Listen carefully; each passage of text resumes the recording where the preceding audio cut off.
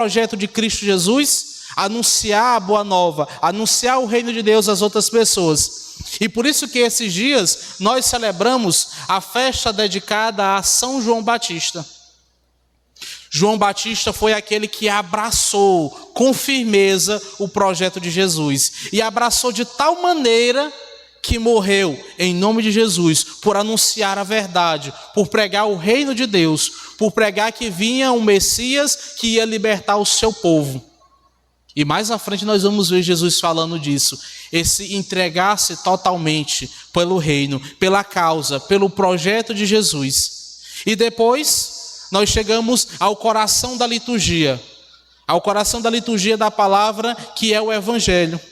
E no Evangelho, retirada do livro de São Lucas, Lucas vai nos narrar que Jesus estava em um lugar à parte. Jesus estava rezando. Jesus, sempre que vocês ouvirem nos evangelhos dizerem o seguinte: e Jesus subiu ao monte, e Jesus se retirou, sempre que ele fazia isso, era para estar em oração. Sempre que Jesus subia ao monte, era para se encontrar com Deus Pai.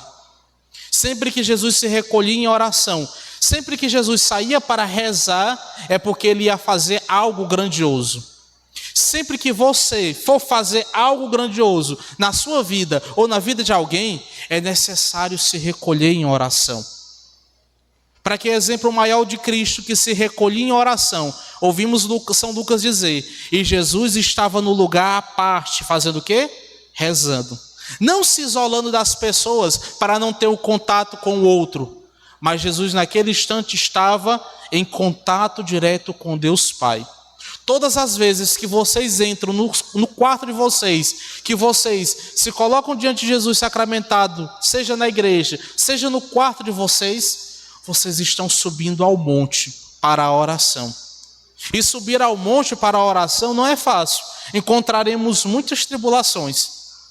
O som que está alto na frente da casa do vizinho, aquele seu filho que está lá lhe perturbando por alguma coisa, o seu esposo, a sua esposa. Sempre vai aparecer momentos de dificuldades que nos impede de estar em oração.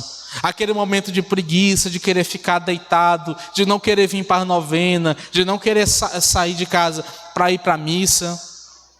São momentos de dificuldade e tribulações que nós encontramos para subir ao monte. E com Jesus não era diferente, porque quando Jesus se retirava para a oração, o povo ia ao seu encontro, pedindo curas, milagres, pedindo que eles o libertassem dos demônios. Sempre que Jesus se recolhia em oração, o povo também ia atrás. E no evangelho que nós acabamos de ouvir, de São Lucas, não é diferente. O evangelista começa dizendo, certo dia, Jesus estava rezando no lugar retirado, e os discípulos estavam com ele. Estava só ele e os discípulos, mas também perto de Jesus sempre tinha uma multidão que ia ao seu encontro. Então Jesus pergunta, aqui no Evangelho, Jesus faz duas perguntas para os discípulos. Primeiro, Jesus quer ouvir o que o povo diz sobre ele. Jesus pergunta, o que diz o povo sobre mim? Então os discípulos dizem, uns dizem que é João Batista, outros dizem que é Elias, outros dizem que é algum dos profetas que retornou. E Jesus escuta o que o povo dizia. É como eu chegar aqui perto do Padre Arnaldo e o Padre Arnaldo chegar para mim, eita, o que é que o povo está dizendo de mim? Então Jesus queria ouvir o que a multidão sabia sobre Jesus. E depois, num segundo momento, Jesus faz uma pergunta mais pessoal, mais íntima. E a pergunta que ele faz a cada um de vocês, quem é Jesus? Já pararam para se perguntar quem é Jesus na vida de vocês? Quem é Jesus na sua vida? Para mim, Jesus é o meu Senhor pessoal e Salvador. E para você, quem é Jesus? E aqui, Jesus pergunta para os discípulos, e para vós? E para você, quem eu sou? Então Pedro se joga na frente, porque Pedro sempre é o que vai à frente, é sempre o que quer dominar tudo. E depois ele que toma conta da igreja. Então ele diz para Jesus, tu és o Messias, o Filho de Deus. Essa passagem do Evangelho, para os estudiosos, ele diz que nesse momento aqui acontece uma coisa chamada de silêncio messiânico. Jesus vira para os discípulos e diz para ele: verdade, Pedro, você não está errado. O que você falou não veio só de você, mas foi uma revelação de Deus para o seu coração. Mas eu quero que nesse instante, fique calado, guarde só para você. Essa ideia que você tem, que Deus te revelou de quem sou eu, guarde só para você. Que chegará o momento que tudo isso será revelado. E então Jesus diz para eles. Pedro responde: Cristo, Filho de Deus. Mas Jesus proibiu que eles repetissem severamente, que contasse isso a alguém. E acrescentou, e Jesus diz para os discípulos, o que vai acontecer com ele. E ele diz: o Filho do Homem deve sofrer muito, ser rejeitado pelos anciãos, pelos sumos sacerdotes e os doutores da lei. Deve ser morto e ressuscitar no terceiro dia. Jesus pede para que os discípulos se calem e não contem para ninguém, porque ele quer que as pessoas sigam Jesus não por interesse. Quantas pessoas aí fora, ou até mesmo aqui dentro, e muitas vezes nós seguimos Jesus por interesse. As pessoas muitas vezes seguiam Jesus porque tinham fome. E seguiam Jesus porque Jesus dava alimento. As pessoas muitas vezes seguiam Jesus porque queriam curas. E iam atrás de Jesus. Jesus quer que as pessoas lhe sigam sem esperar nada em troca. Devemos seguir Jesus sem esperar nada em troca. Eu sei que muitas vezes é difícil a gente não chegar para Jesus na hora da tribulação, na hora da dificuldade e não pedir alguma coisa. É difícil a gente não pedir nada a Jesus. Eu mesmo, muitas vezes, eu vou lá encher o saco de Jesus. Ô Senhor, estou precisando disso, estou precisando daquilo. Me ajuda, me socorre. Mas Jesus quer que nós o sigamos sem esperar dele nada em troca. Deus nos amou de tal modo que não quer de nós um coração qualquer, mas um coração aberto, despojado, entregue inteiramente a Ele, sem esperar dele nada em troca. Senhor, eu te amo, mas em troca eu quero isso, isso e aquilo. Ou então fazemos uma promessa: Senhor, eu te prometo, se eu ficar curado de tal coisa, eu vou rezar o texto todo dia. Não, você tem que rezar o texto todo dia, não porque é uma promessa, mas porque você ama a Jesus. Eu vou para a missa todos os domingos. Não, você vai para a missa não porque é uma promessa, você vai para a missa porque você ama Jesus. E logo a cura, os milagres virão sem esperarmos nada em troca, porque Ele continua. Ele continua depois falando para as pessoas o quê? Se alguém quer me seguir, renuncie a si mesmo, tome a sua cruz e me siga. Pois quem quiser salvar a sua vida vai perdê-la. E quem perder a sua vida por causa de mim, esse a salvará. Jesus agora nos apresenta uma condição para segui-lo. Você me segue. Mas para você me seguir, você precisa abraçar a sua cruz.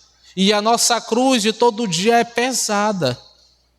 Quantas mães de família têm filhos na droga? Quantas mães de família têm filhos com depressão, com ansiedade? Quantos pais de família muitas vezes estão perdidos no mundo do alcoolismo?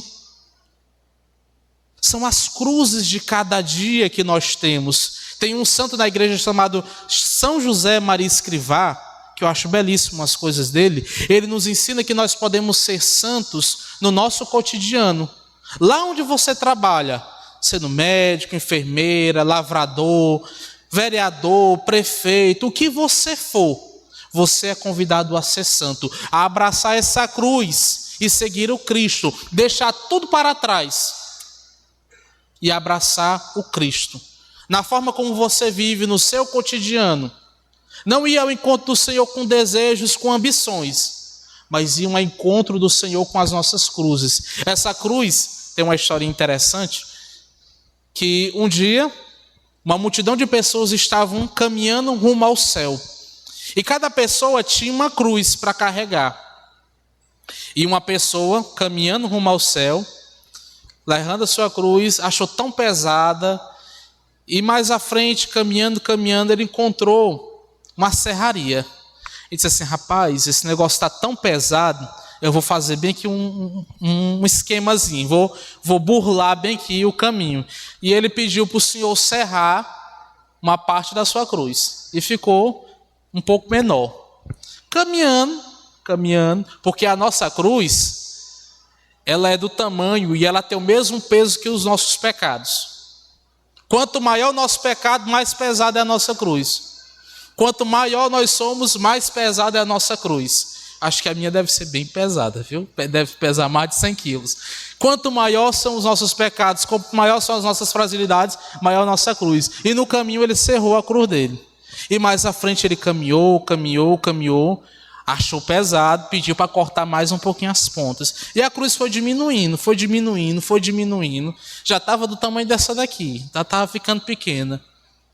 Quando já estava bem pequenininha, mas ainda estava pesada, porque a cruz não depende do tamanho, é o peso que nós carregamos dela, é o peso dos nossos pecados. E chegando mais à frente, ele encontrou um senhor que estava vendendo umas cruzes de isopor. Disse assim: espera aí que eu vou ser mais esperto, essa cruz está pesada, eu vou ser mais esperto, vou pegar. E fez uma troca: eu deixo essa daqui de madeira, o senhor me dá de isopor.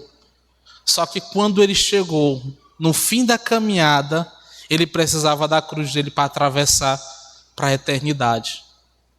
A cruz dele não tinha tamanho e nem força para atravessar o outro lado. E o que aconteceu? Ele ficou para trás. Diante de Jesus, nós não devemos olhar para ele e barganhar as coisas, e barganhar o céu. Diante de Jesus, nós não devemos tentar fazer aquele jeitinho brasileiro para chegar no céu, que para entrar no céu não tem um jeitinho brasileiro. Para entrar no céu é preciso colocar o joelho no chão, tomar a cruz e seguir Jesus. Para entrar no céu é preciso renunciar a si mesmo, o nosso comodismo, o nosso egoísmo, o nosso jeito de ser, para seguir a Jesus. Porque aqueles que decidem seguir a Jesus, não é fácil, vai ter sofrimento. E não é pouco. Os sofrimentos da nossa vida são necessários, porque o ouro só é provado quando é colocado no fogo. E para ter uma joia preciosa e bela, é colocado no fogo. E dói. Já botou o dedo no fogo? Já se queimou no fogão? Dói. Quem nunca se queimou, não faça esse teste, não. Dói. Porque lapidar-se para se tornar igual a Cristo, São Paulo disse agora, tem os mesmos sentimentos de Cristo Jesus. Procurem viver o projeto, revestir-vos de Cristo. Diante de Cristo não há rico, não há pobre, não há judeu, não há grego. Se todos nós tivéssemos a mesma consciência, essa guerra que nós temos hoje, Irã e Israel, não existia. Porque o projeto de Deus é diferente, é amor. São João já diz: amados, amemos uns aos outros, porque o amor vem de Deus. Quem não ama não conhece a Deus, porque Deus é amor. Nisso consiste o amor. Não fomos nós que amamos a Deus, mas Ele que nos amou por primeiro. Foi Ele que nos amou por primeiro. Por isso, amados irmãos, o convite que eu trago para vocês nessa noite é seguirmos o projeto de Jesus, o mesmo que João Batista abraçou e perdeu a cabeça. Porque o projeto de Jesus é uma loucura, mas é uma loucura de amor. E quem segue Jesus, não se preocupe, que sua herança terá no reino dos céus. Aqueles que não seguem a Jesus, coloquemos diante da misericórdia de Deus, Ele saberá. Mas seguir o projeto de Jesus é seguir o mesmo caminho de João Batista.